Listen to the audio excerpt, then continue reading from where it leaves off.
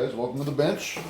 Today we've got a package from Mr. Rick Gearhart. He's the one that sends me stuff every once in a while, and I haven't done a box opening in a long time, so I thought I'd go ahead and do it. Let's make sure you're still in frame there.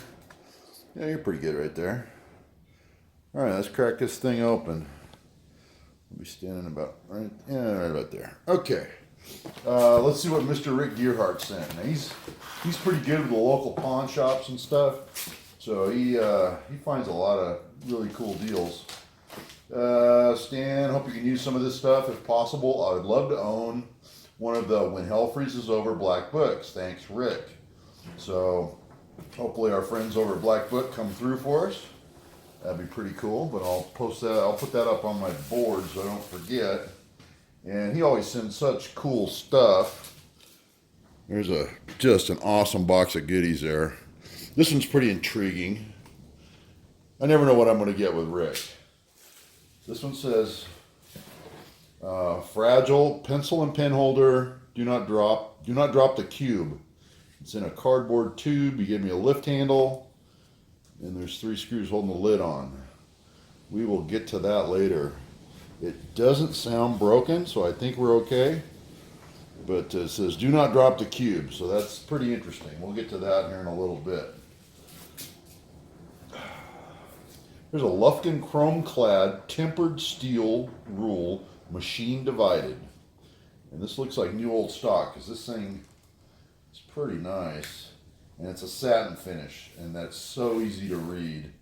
When it comes to little rulers, those satin finishes. Let me try to focus on that.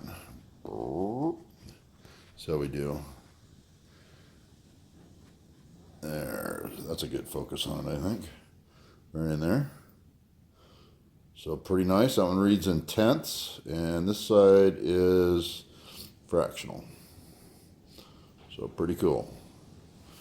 All right, let me get my focus back out where it was before. All right. So, always handy to have a little ruler around. It's a nice thin one, very flexible, which is handy sometimes. Just for, I like rigid ones, I like flexible ones. I'm multi-purpose, so awesome. Can always use something like that. This looks like a pipe fitting template for pipe fitters. Welders and fitters wrap around. Angle chart for 45, distances, decimal equivalents. I think this is going to end up giving you like a pie chart, or this is going to indicate diameters and things like that, but it's like a wraparound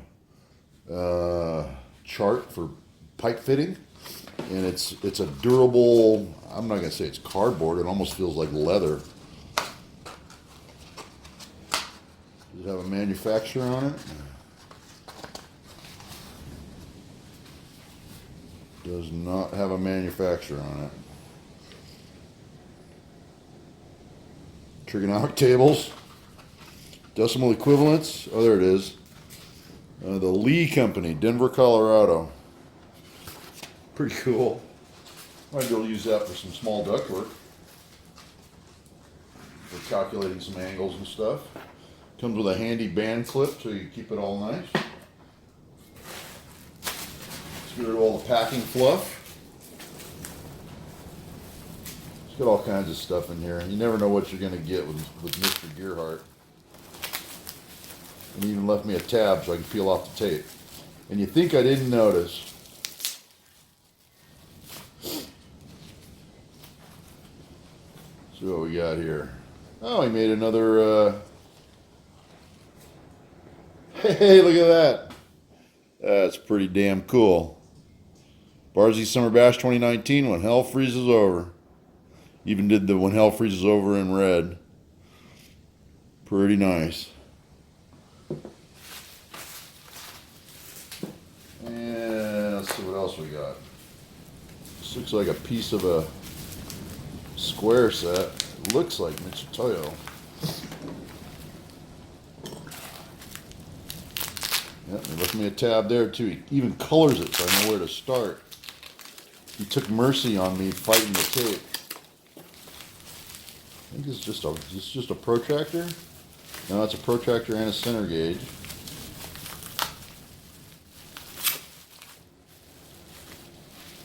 There's the center. Sure looks like Mitutoyo. Those are Mitutoyo colors. Nothing on it though. Not that I can see. Let's have a closer look. No, nothing there. No marks. It's a nice piece though. Just needs to be cleaned up. Let's check the protractor. See if we see a brand name on that.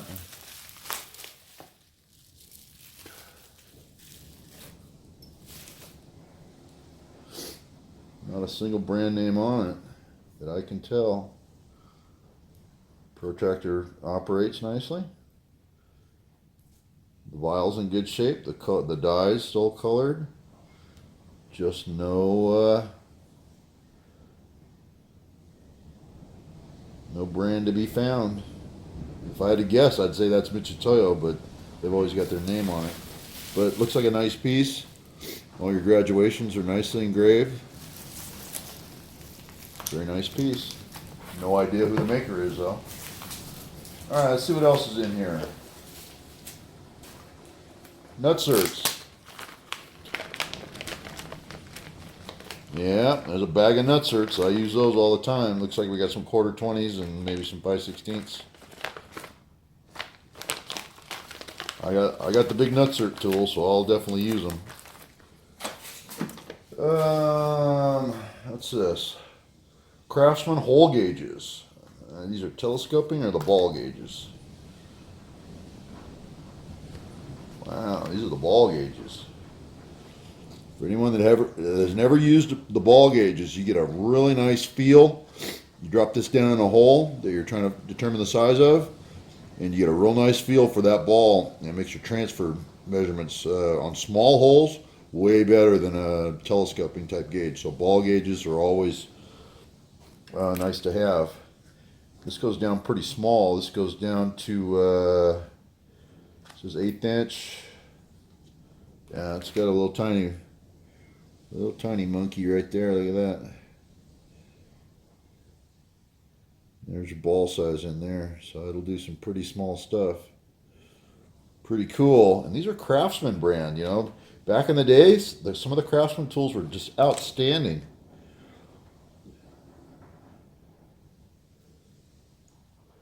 These still feel like they got Cosmoline on them or something, or somebody sprayed them, or just, God, never used them. Maybe it's new old stock.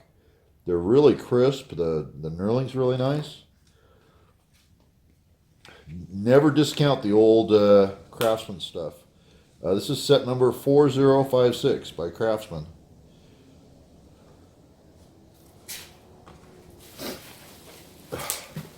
Here's a good one. I knew he was sending this one. He asked, "Hey Stan, you got a set of brooches?" I said, "No, I've got a slotting head on the back, hanging off the backside of my mill, and I'm not afraid to use it, you know." But he said, well, "Okay, I'll send you some brooches though." So you got those too. So here's a full kit. Minuteman number 10 standard, the Dumont Corporation. And there's a note in here. It says, "Stan was missing the 7/8 slug. I copied the one from my big set." So it looks like, if I had to guess, I'd say it's this one. He even engraved it, 7/8 B. So he made one. So he made a set of plugs, and then we got all the brooches in the sleeves. What a cool gift! Anyone that's ever had to buy brooches knows what these turkeys cost. And we got the shims. Each brooch has got the shim for the backside. And this is a 3/16, and it feels plenty sharp. Pretty good.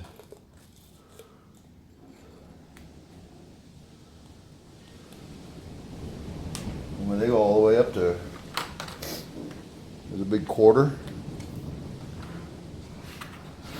Got the big dog down here in the bottom. Here's a 3/8. That's a big boy. Nice. Great set, great box. Thank you, Rick. I've just never really found the time to go out and hunt one down for myself because I'd always use a slotting head. But this is a time saver, you know. If you've got repetitive to do, this is pretty fast. All right, let's see what else we got in here. This is interesting shape. See what he's doing here. See, he marks all his tabs. It's the little things that I appreciate.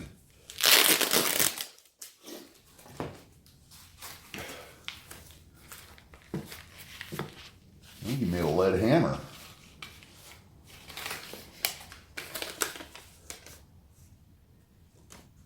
Stan, I ran out of fatty heat shrink for the handle. Might want to gun blue or paint Rick. My first try at lead hammers. Oh, he TIG welded an oval piece of oval, and he's got a lead knocker there. It's pretty cool, but the profile of this, he's TIG welded the bottom. I think they use that oval tubing for like airplane struts, race cars too. So you can actually buy this oval tubing. So nice dead hit on a lead hammer there. I guess he made a little baby one too. Oh yeah. Now he's got a hex handle, lead top, pretty cool. So nice pair of lead hammers, handmade by Rick Gearhart. I love it. He said he was sending some collets. Here they are, and these are some 5C oddballs that I didn't have. You know, I'm always on the prowl for like some hexes and squares and stuff, but he said he had some hex and square collets in surplus. So let's see what we got. There's a 5/16 hex, 5C. There's a big old wonker. Look at that, three-quarter square, 5C. Looks like a 5/16. That's definitely a square. Well, yeah, what do we got here? Oh, that's an emergency. It's an emergency someone's carved on. You can always tell the emergency collets, they got the pinholes in them. You can close it up on the dowel pins and you can machine the face. I get the brass ones because you can actually solder on those and alter them.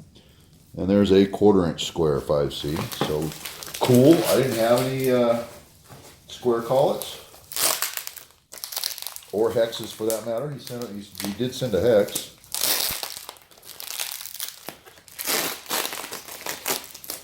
And let's see what we got in this batch here. There's another set of them. There's a 3/4 hex. So I got a 3/4 square and a 3/4 hex. Pretty cool. There's a 5/8 hex,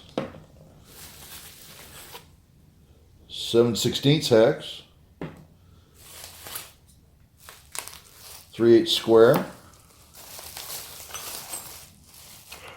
made in Germany, Inco Manufacturing. Wow, 9/16 hex, and a 3/8 hex. So that's a pretty nice set. I got 3/8 hex and square. I got, let's see, 1/4-inch, 7/16. All right, I'm on my way to a set. I mean, I'm not completely there, but I'm on my way. I know what I need. I can fill in the gaps from there. That's pretty awesome. So thank you, Rick, for that. Now, that's down the bottom of the box. I don't even know what that is. Looks like a piece of tool steel or something. Or maybe it came out of one of those rulers. Interesting. All right, I know everybody's waiting on. I'm interested in knowing what the pencil and pen holder do not drop the cube is. So let's see if we can get some Phillips going.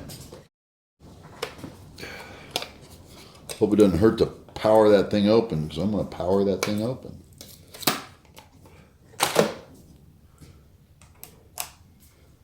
we'll put it on a pretty slow speed.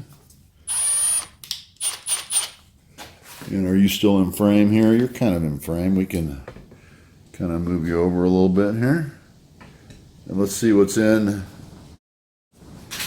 the Fragile Do Not Drop cube.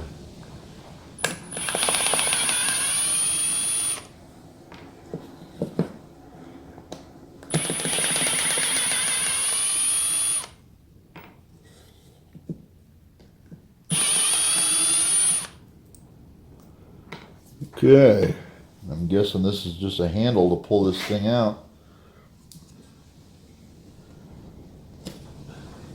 Okay, it's got some bubble wrap in there.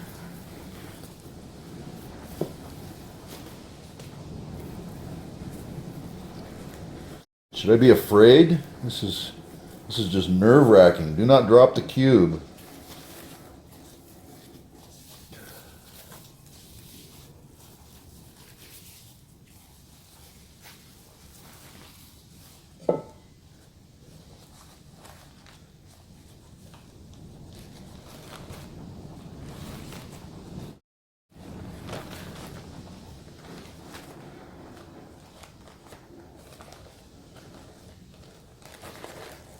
Holy moly. He really drilled the hell out of that.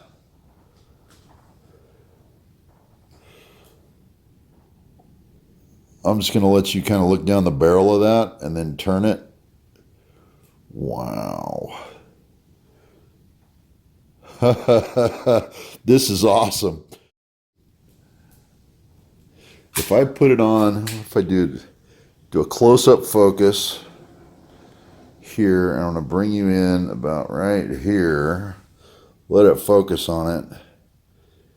He drilled so much away, there's just nothing left.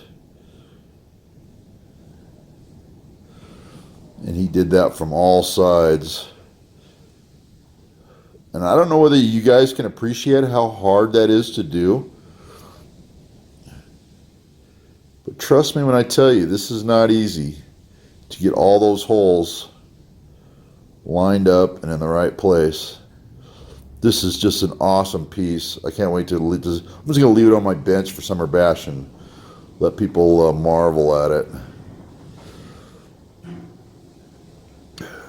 But this is surprisingly difficult to do. If you have to do this and try to do it without your drill bit wandering and things like that, this is very difficult to do. So Rick, nice work.